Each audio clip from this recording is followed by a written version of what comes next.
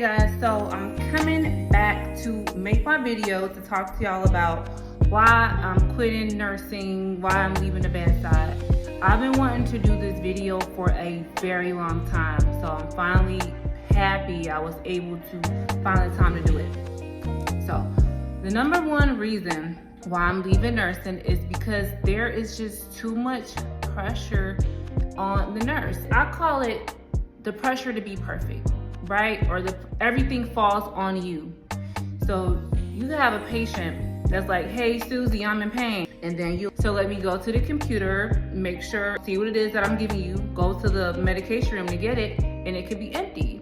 So I have to call pharmacy to send it up or to come and refill it. That takes time. It's your fault. The doctor could discontinue it. They didn't tell you, they didn't tell the patient. You go in there and tell them, oh, the doctor discontinued it. It's your fault.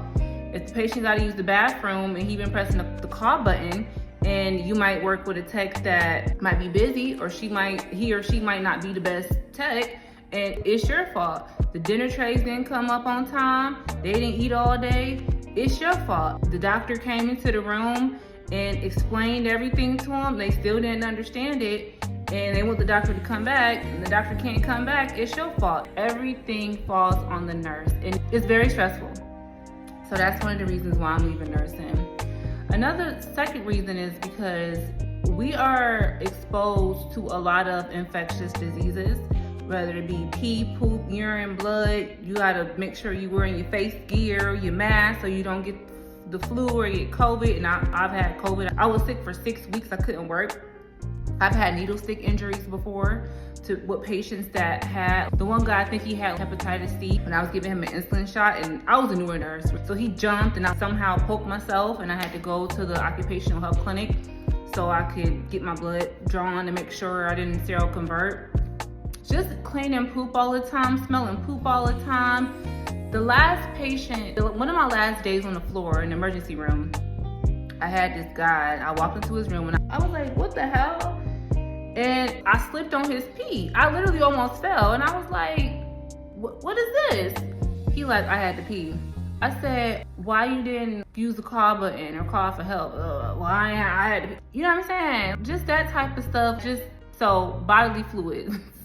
That's the reason why I'm leaving nursing, leaving bedside. After 9 years, mind you. I've been a nurse for 9 years. So I've been dealing with this for a long time. Another reason I'm leaving nursing is because the disrespect that nurses have to deal with from patients, the risk of being assaulted by patients. I know there's so many news stories about nurses that have been assaulted by patients, and thank God in Georgia now, I don't know how it is in other states, but I know in Georgia we can press charges against patients if they assault you or spit on you and stuff like that. Granted, if it's a little grandma that smack your hand or a psych patient, that happens in those areas. But some patients are just assholes, and they just feel like because they're sick and they're not in a good mood or they're mad about something beyond your control, they can just assault you. I don't like that. When I was a new nurse, I used to be, oh sir, I'm so sorry, can I get you anything? Hee hee hee. Now I'm like, fuck around and find out. At this point, not that I'm mean to my patients, but you have to come in there with a very professional boundary setting. This is what we gonna do, this is what we not gonna do. And with time, I realized how certain patients I have to come at like that.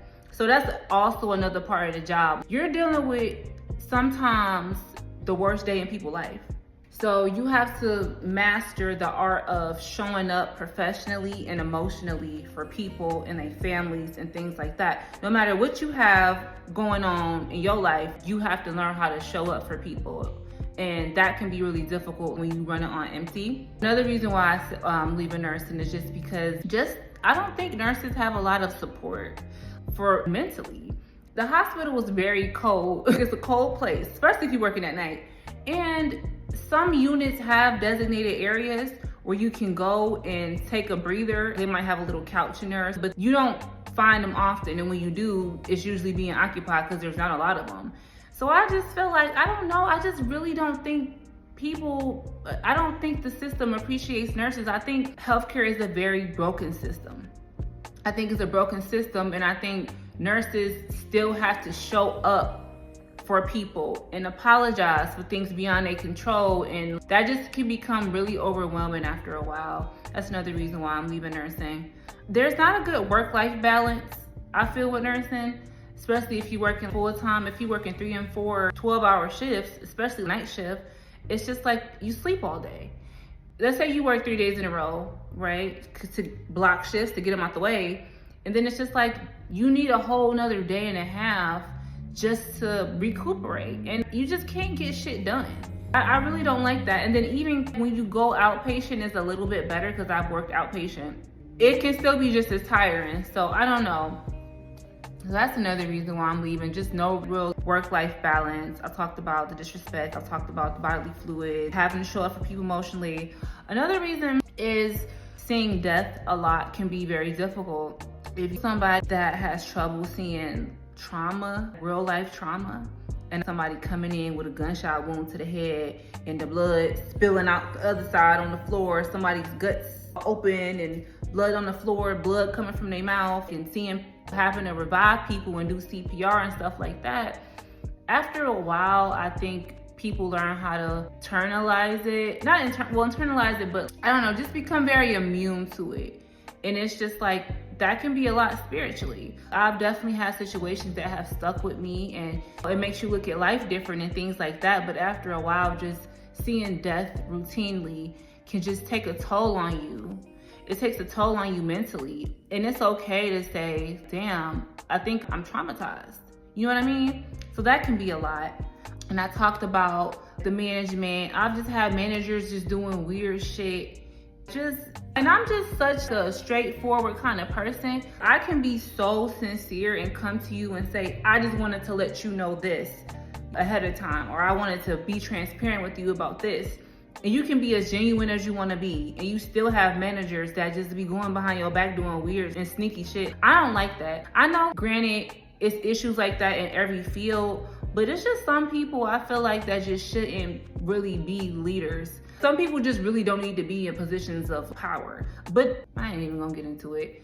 But anyways, that's that. So I just wanted to come in here and talk about how tired I am and how done I am with the bedside. Kudos to nurses that's been in nursing for a very long time. I do see some older nurses, and I'm like, kudos to y'all, because I know I could not do it. I'm about 9 to 10 years in the game, and I'm burnt out. So that's why I decided to enroll in a nurse practitioner program. So I'm doing family nurse practitioner, and I like it so far.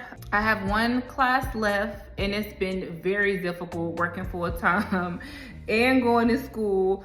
But so I wrote an ebook called The Exit Strategy, and it is 40 paths beyond the bedside. It's very detailed. It's about 16 or 17 pages, and it talks about different paths that you can take as a nurse, whether you want to do entrepreneurship, tech. I have an informatics degree as well. Telehealth, tech, management, executive, non-executive roles, remote roles. It's very detailed and lists out things like that.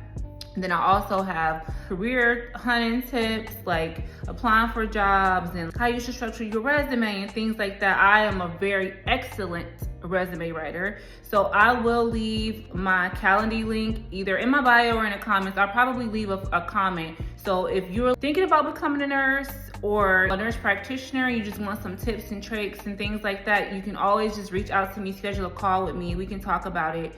I would like to say, I did not make this video to bash nursing. Nursing has been very good to me. I was very fortunate enough to be one of those COVID nurses that was making money, not anymore, but making money during COVID. I think with crucial staffing, we were making $7,000 to $10,000 a week for a long time. The minimum $4K a week. That was just the gold rush. And I had just hit, I think I had been nursed a few years at that point, but my ICU nurse, and there was a big need for ICU nurses. So I was very lucky. Nursing has been good to me. I've met wonderful people that I will cherish for the rest of my life, patients that I will cherish for the rest of my life, and the network I've built. Nursing has been good to me, but it just comes a time in your career where once you get past all the excitement and the running around and all this stuff, it's time to move on. So that's why I'm here to help nurses transition, and while I'm in transition myself. So thank you guys for listening, and I will see you next time. Bye-bye.